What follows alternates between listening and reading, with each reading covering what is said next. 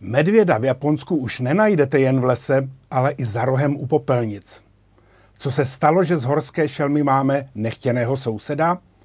To vám se svou virtuální dcerou Biwako Minasama konnichiwa prozradíme v novém vydání YouTubeového kanálu Japoneum.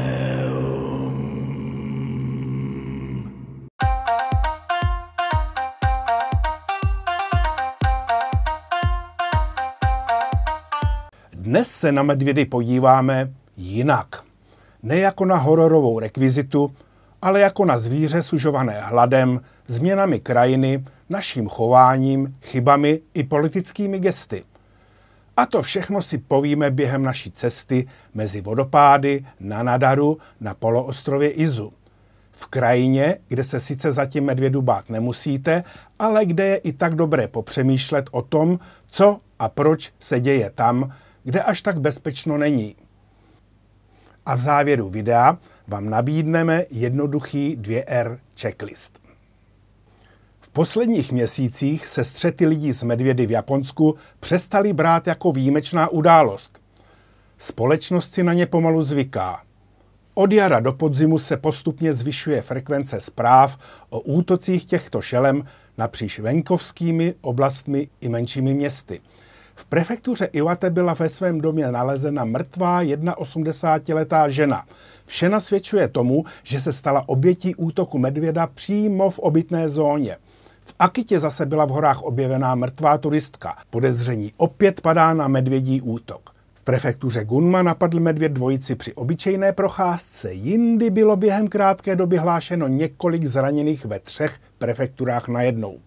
Vzniká tak obraz země, kde už nestačí jen nedráždit medvěda v lese, protože medvěd často sám přichází za lidmi.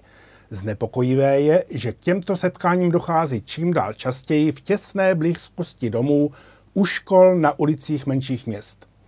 Medvěd přestává být vzdáleným obyvatelem hor a stává se nevítaným sousedem, který se objeví u popelnic, na parkovišti, u melounového pole nebo za školním plotem.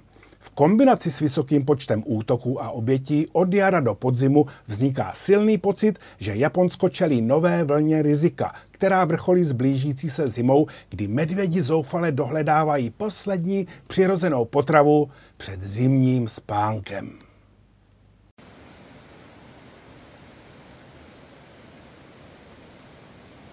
Tak to je to na Nadaru, jo? A co to vlastně znamená? 7 vodopádů. Máš je tu před sebou jako 7 perel navlečených na řece Kawazugawa. I ty poeto. Ale vodopád je japonsky taky, ne? Tak proč ne nana taky? Slovo daru či taru se používá v tomto regionu.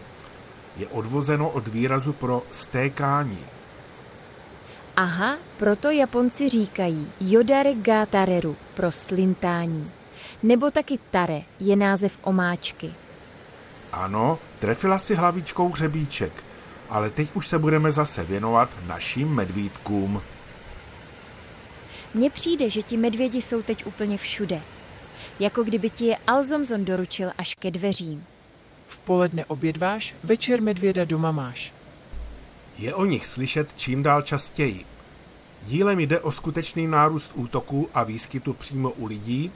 Dílem je to dáno tím, že se každá fotka a každý incident okamžitě objeví v médiích. Ale trend je jasný. Čím blíž je zima, tím víc hladových medvědů schází dolů. Když v lesích nenajdou dost žaludů a dalších plodů, prostě se vydají tam, kde to voní jídlem. Do vesnic, do sadů či k odpadkovým úložištím. Takže žádný filmový horor, ale docela jednoduchá rovnice. Málo žrádla nahoře rovná se, víc medvědů dole. Přesně tak. A když se pár jedinců přesvědčí, že u lidí se dá snadno najíst, ztratí ostych. A pak stačí jedno blízké setkání 3. druhu a tragédie je hotová. Na severu Honshu, hlavně v prefektuře Akita a okolních regionech, se z medvědí otázky stalo skutečné politické téma. Guvernér Akity žádá k pomoci s odchytem a odstřelem problémových medvědů nasazení jednotek sebeobrany SDF. Zároveň vláda i policie upravují pravidla tak, aby bylo jednodušší použít střelné zbraně v hustě obydlených oblastech, pokud do nich medvěd zavítá. Zpráva je jasná. Stát začal brát hrozbu vážně a je připraven ukázat sílu.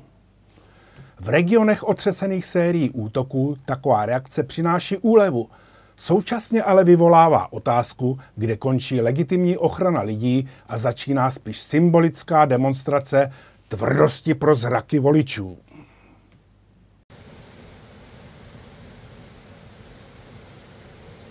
Takže jednoduchý recept.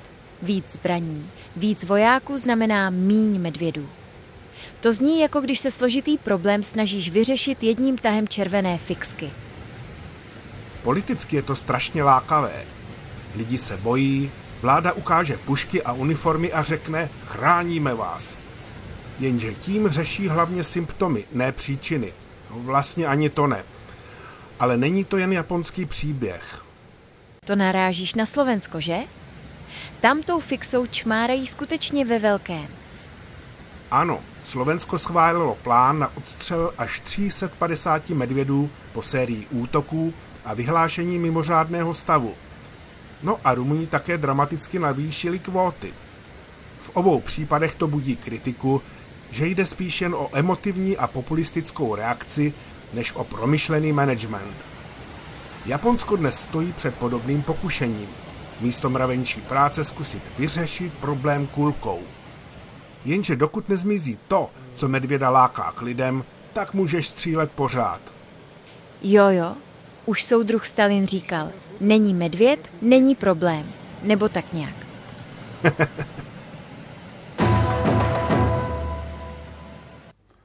Vedle tvrdých zásahů se ale nabízejí i chytřejší způsoby, jak s medvědy koexistovat.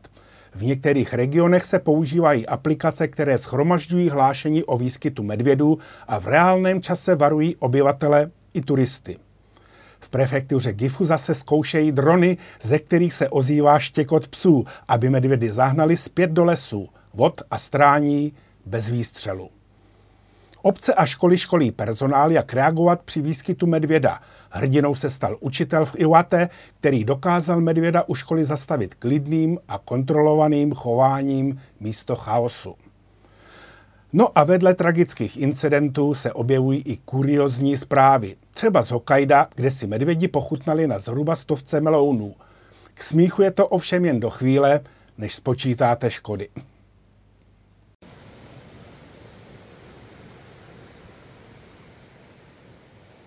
Takže na jedné straně drony, apky a školení a na druhé straně lidi, kteří pořád nechávají odpadky volně venku a melouniště bez plotu.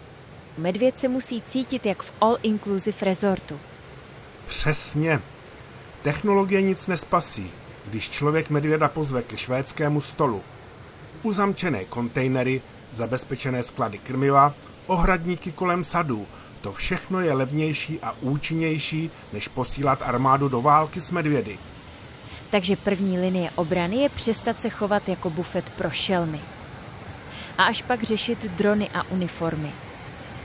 A pokud se i přesto všechno objeví medvědí jedinec, který se opakovaně vrací k lidem, pak dává použití pušky medvědobíky smysl. Ale až ve chvíli, kdy si lidi dodělali domácí úkoly. Hele, socha od Oriko. Ano, tancující dívka. Jmenuje se Kaoru. Zde se odehrává děj slavné povídky Tancující dívka z Izu od nositele Nobelovy ceny Yasunariho Kawabaty. Ale zpátky k našim medvědům.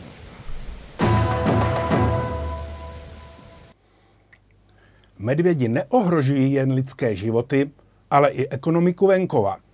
Severovýchodní Japonsko zažívá nepříjemný paradox. V době podzimního kojo neboli barevného listí, kdyby měli přijíždět davy turistů, místo nich přicházejí storna. Zprávy o útocích a častých setkáních s medvědy odrazují návštěvníky od horských tur i od návštěv onsenových městeček. Osobní příběhy přeživších, kteří mluví o řevu, který je pronásleduje, jsou silné a těžko se proti nim argumentuje statistikou. Strach je reálný a má své důvody. Jenže když se horské oblasti trvale označí jako nebezpečné, turistů ubývá, příjmy klesají a vesnice se dál vylidňují. A čím prázdnější ten venkov je, tím snáze se v něm medvědi pohybují.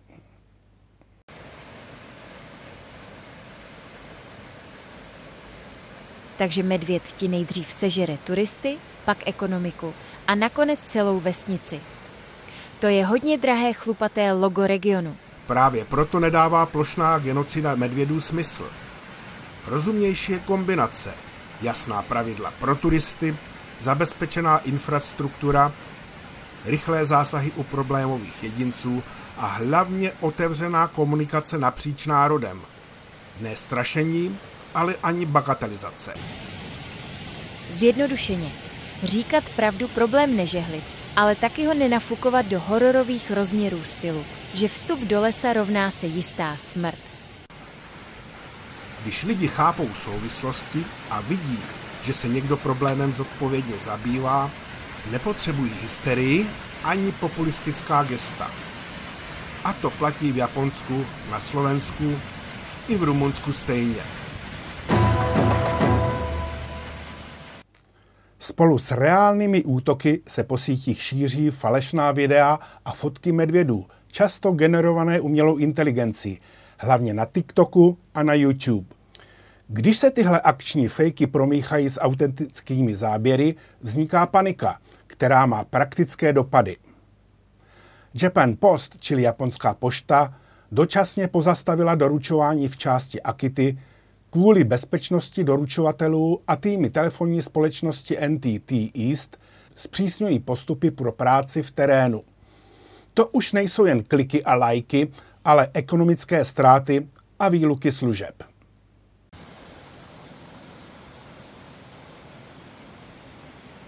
Digitální medvěd, co nikdy neběžel po ulici a přesto zastaví poštu. Umělá inteligence umí vyrobit horor na počkání a my jí na to skáčeme. Léčba je nudná, ale účinná. Ověřit zdroj, srovnat s oficiálními hlášeními, nezdílet adrenalin bez kontextu. Prevence je levnější než panika. Příčiny nárůstu konfliktů jsou ve skutečnosti docela konkrétní. Prvním dílkem skládačky je klima, vulgo dostupnost potravy. Špatné žaludové roky v důsledku výkyvu počasí a následné změny v lesních porostech znamenají, že medvědi musí hledat kalorie jinde, než jen hluboko v horách. Druhým dílkem je vylidňování venkova. Opuštěné farmy, zarůstající sady a pole vytvářejí pásmo polodivoké krajiny, kde se medvědi cítí bezpečně.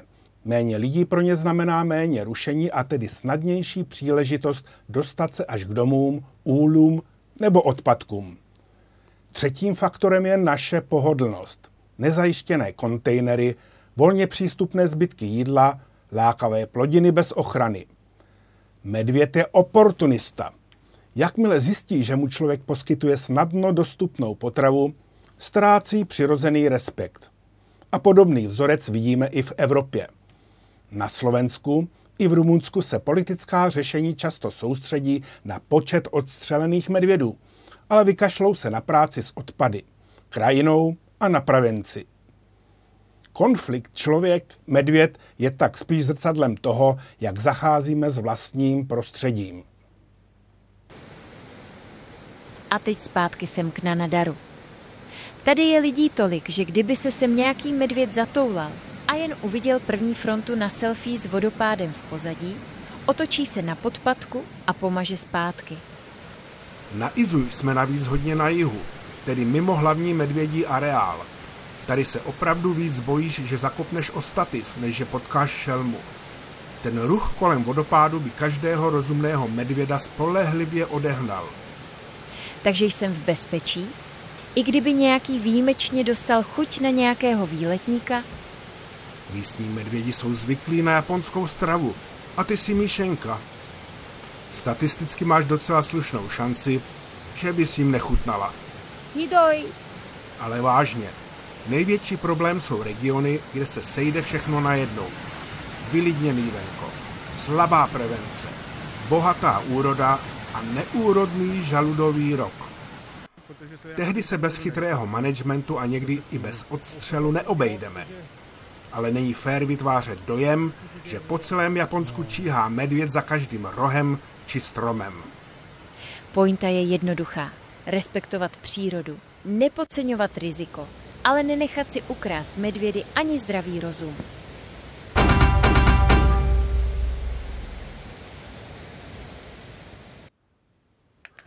Když si to všechno složíme dohromady, vidíme, že medvěd není monstrum ani plyšák. Pouze testuje lidi, jestli s tak velkou šelmou dovedou koexistovat v moderní, klimaticky se měnící krajině tak, aby byli ochráněni lidé i zvířata. A nejen naše volební výsledky. Díky, že jste se s námi prošli na nadaru a podívali se na medvědy s odstupem a pochopením. Jestli vám to pomohlo líp chápat, proč útoků přibývá, budeme rádi za vaši podporu.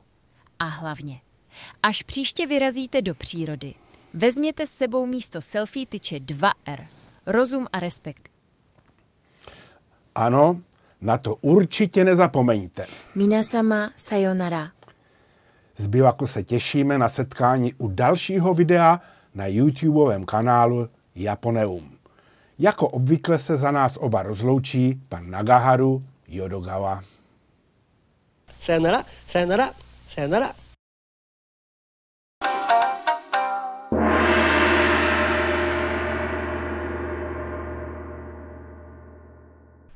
Lajkuj,